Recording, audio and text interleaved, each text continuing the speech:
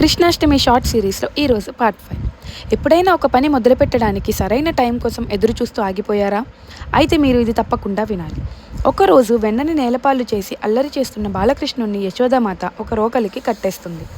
అతను కుతూహలంతో పాకుతూ ఆ బరువైన రోకలిని 2-3 సార్లు లాగారు. దానితో ఆ రోకలి దొర్లింది. అప్పుడు కృష్ణుడు పాకుతూ ఒక జంటైన అర్జున చెట్ల మధ్య నుండి వెళ్ళిపోయారు. కానీ రోలు మాత్రం ఆ చెట్ల మధ్యలో ఇరుక్కుంది. కొంతసేపటికి కృష్ణుడి కదలికలకు ఆ 2 చెట్లు కూలిపోయాయి. అప్పుడు 2 చెట్ల నుండి 2 ప్రకాశవంతమైన పురుషులు పైకి లెగిచారు. వాళ్ళు గతంలో నారద మహర్షి చేత చెప్పించబడ్డ కుబేరుని కొడుకులు, నలకుబేరుడు మరియు మణిగ్రీవుడు.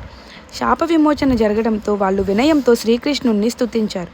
ఒక చిన్న పిల్లవాడి చిన్న చేతి కదలికతో ఒక పెద్ద విముక్తికి దారితీసింది. సరైన మోటివేషన్ కోసం ఎదురు చూడడం అనేది ఆ చెట్ల బెరడులో చిక్కుకున్న కుబేరు కొడుకుల్లా మన శక్తిని బంధిస్తుంది. సో కృష్ణుడు రోకలిని కదిలించినట్టుగా ఒక చిన్న కదలిక అవసరం. మీరు అనుకున్న లక్ష్యానికి సంబంధించి ఏదో ఒక చిన్న పని చేయండి లేదా చిన్న అడుగు వేయండి. ఆ కదలికే స్నోబాల్ ఎఫెక్ట్లా పెరిగి పెద్దదిగా అవుతుంది. ఆ తరువాత చిన్నగా మీ లక్ష్యాన్ని సాధిస్తారు. And finally, if not today then which day? Don't wait for the perfect time, because time is always perfect. మీకు నా వీడియో నచ్చినట్టయితే like, share and subscribe to my channel.